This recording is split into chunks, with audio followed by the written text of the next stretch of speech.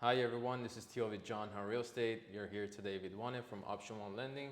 Vaneh, please introduce yourself. My name is Vaneh with Option One Lending. I'm a mortgage advisor and love to answer some questions today with financing. Thanks for having me here. Yeah, of course. So Vaneh, what types of loans do you do?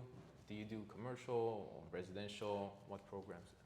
So we offer residential mortgage primarily. That's my main focus. But my brokerage also offers commercial loans as well. We do hard money, stated loans, bank statement loans. So we have a lot of different programs tailored for all sorts of buyers out there. Gotcha. What documents, let's just say a first-time buyer needs and wants to connect with you, what kind of documents do they need to So gather? normally I would talk to the buyer, 5 or 10 minute consultation to understand what's their scenario. So if they're W-2, we would ask for pay stubs, W-2s, and proof of assets, and we'll obviously get a copy of the ID and then get an application. So that would be the bare minimum to start. And if they're self-employed, likely we're going to need the corporate tax returns or self-employment documentations to just document all the income-related aspects. Gotcha. What is the process? What is the timeline? Let's just say I connect with you, and then what is the process?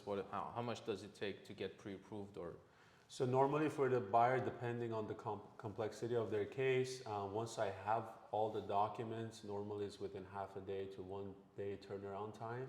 very quick. We'll issue the pre-approval and they're off to, they're good to go. Gotcha. What are some common questions you get as a mortgage lender?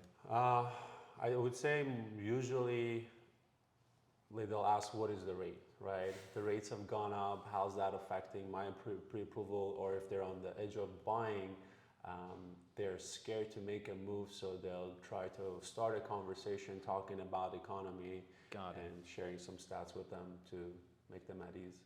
Gotcha. Do you have some tips for someone who wants to buy a house in the current market? Sure. I would say the first thing you should do is probably talk to a lender, get pre-approved. Primarily, don't spend money in terms of buying a car, buying anything on your credit cards, because that will affect the debt to income ratios. So it's even if you're planning to buy next year, it's probably better to have a conversation sooner than later to just position yourself in the right way.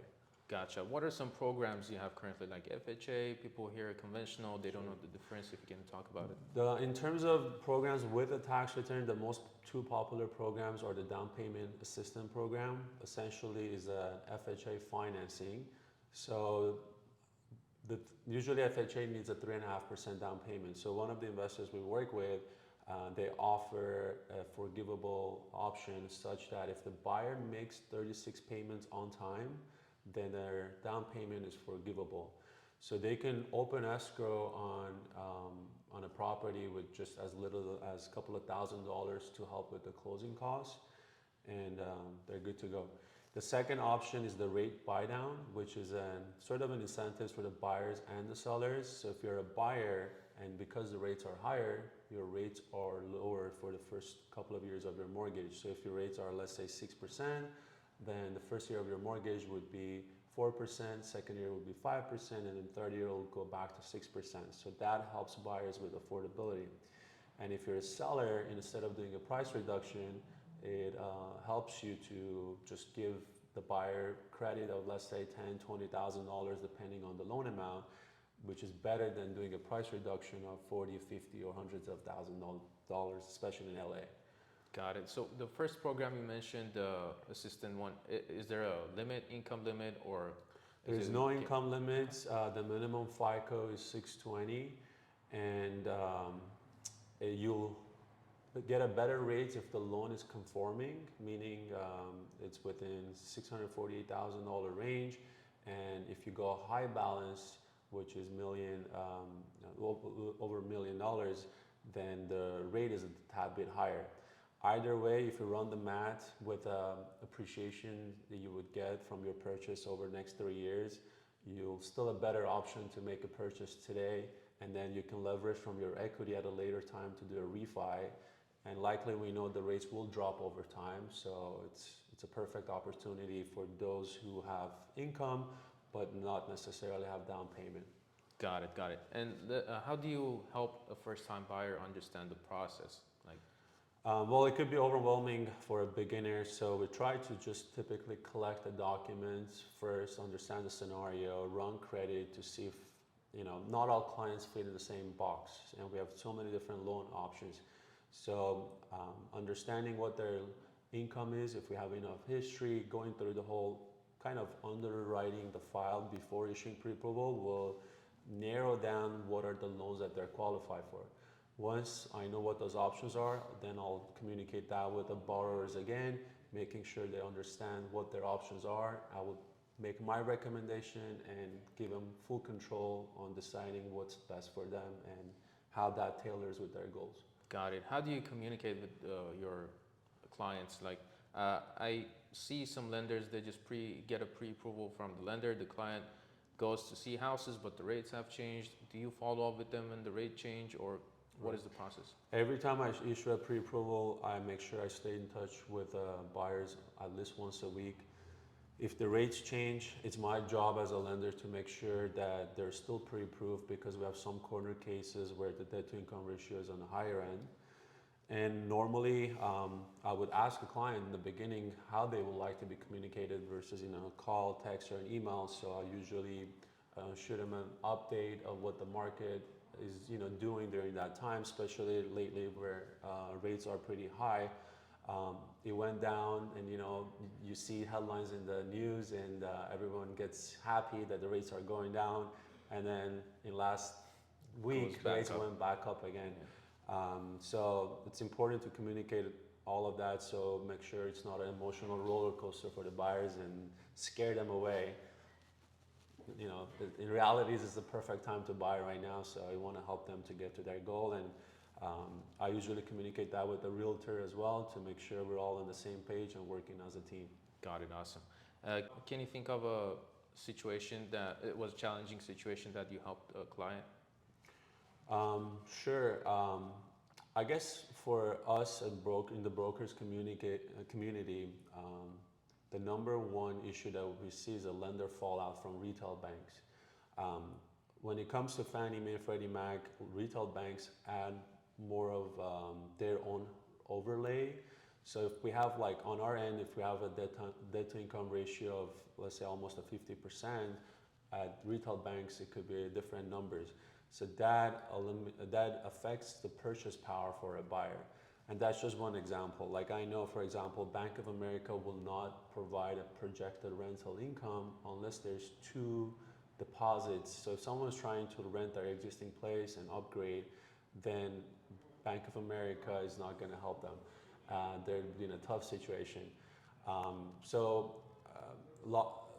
When people get pre-approved, those are some type of scenarios where it may not come up, or if they go through underwriting 2 weeks in escrow, they find out that their loan is not going to go through, and that's where we have to put our superhero hats, and within 2 weeks we have to close the escrow and pre-approve them, close escrow, and so that happens a lot with the retail banks. Got it, awesome, thank you. And for my realtor friends that are watching, how should they qualify a buyer? How should they qualify a buyer in minutes? What kind of questions should they ask? Great question. I would say trying to find out what industry they're in, so you can kind of understand what their income can be like on paper, right? So if you're self-employed, if maybe you have Schedule C or a corporation, likely you've been filing higher expenses, so your net income is less, which is what we use for underwriting purposes. But if you're W-2 and you don't, have too much on your credit, then it's an easier file. So as a realtor, I would ask kind of what industry they're in, how long they've been working in that industry, trying to get an idea of what their credit is like. I think combination of understanding income and credit would be a good indication of what kind of loans they can fall under. So as a realtor, I would be able to connect them with the right lender that can help them out. Got it. For example, for rule of thumb, let's just say they meet a client, they know how much down they want to put, they know the rate, and they go on a mortgage calculator and see like the payment is $6,000 a month. How much income the buyer needs to show on their tax returns to qualify for, let's just say, a 6,000 payment?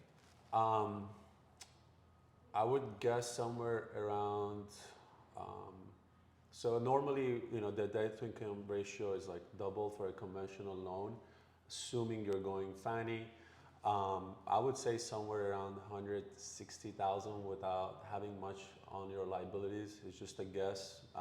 Rule of thumb, yeah. Right. Yeah. So 160,000 income should kind of put you in that ballpark. But if you have like a $800 or $500 car payment and a few other credit cards, then you Student need more loans and income stuff, to yeah. compensate for that. Got it. So the rule of thumb is, if it's 6,000, they need at least 12,000. So 6,000, right? 12,000 per month. 12,000 over 12 months is 144. Yeah, Got it.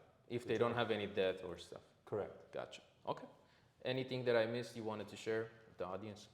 No, I would say the primary thing, when it comes to choosing a realtor or a lender, there's a lot of us have access to the same type of tools, right? And number one, I would expect whoever a realtor works with or even the buyer works with, they get the service they deserve. So I think it's important to work with someone that you trust and you like, and don't see that just as a transaction. This is, for us, especially, it's a relationship we're looking to nurture for the next, 30, 40 years in our life. And I think, who you work with matters. So just make sure the person that you're giving, you're working with, is the person that you trust and you like. Awesome. Thank you so much for your time. Appreciate it. Thank you. Thanks for having me. Thank you. Appreciate it. Pleasure.